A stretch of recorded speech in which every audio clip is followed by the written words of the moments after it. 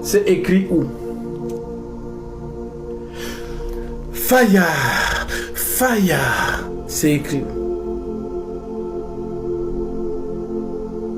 Moi, je vais te montrer là où c'est écrit.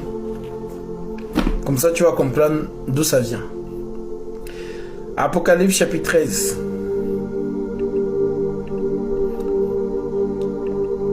Verset 11. Écoutez très bien. Puis je vis monter de la terre une bête qui avait 2 cornes, semblable à celle d'un agneau, et qui parlait comme un dragon. Elle exerçait toute l'autorité de la première bête en sa présence, et elle faisait que la terre et ses habitants adoraient la première bête, dont la blessure mortelle avait été guérie. Elle opérait des grands prodiges, même jusqu'à faire descendre du feu du ciel sur la terre à la vue des hommes. Elle séduisait les habitants de la terre par les prodiges qui lui étaient donnés d'opérer en présence de la bête, disant aux habitants de la terre de faire une image à la bête qui avait la blessure de l'épée et qui vivait.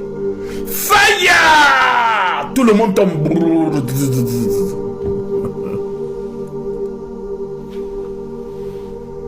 La bête qui monte de la terre, c'est le système luthérien. Elle ressemble à un agneau, mais c'est un dragon. Elle travaille en connivence avec la première bête, le système papal.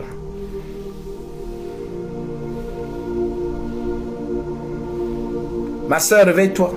Si ta mère est dans ces choses-là, c'est-à-dire dans les soi-disant églises réveillées là, il faut sortir de là très vite.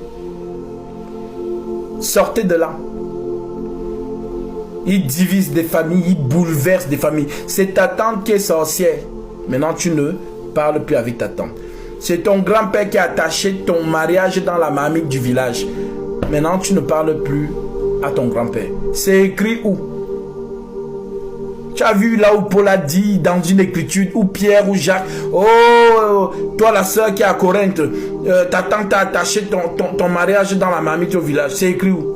On vous prêche des fausses. C'est-à-dire, vous savez, je l'ai toujours dit, lorsqu'on te dit quelque chose et que tu la loges, tu crois, bah ce que tu crains, c'est ce qui t'arrive. Voilà comment ils vous manipulent.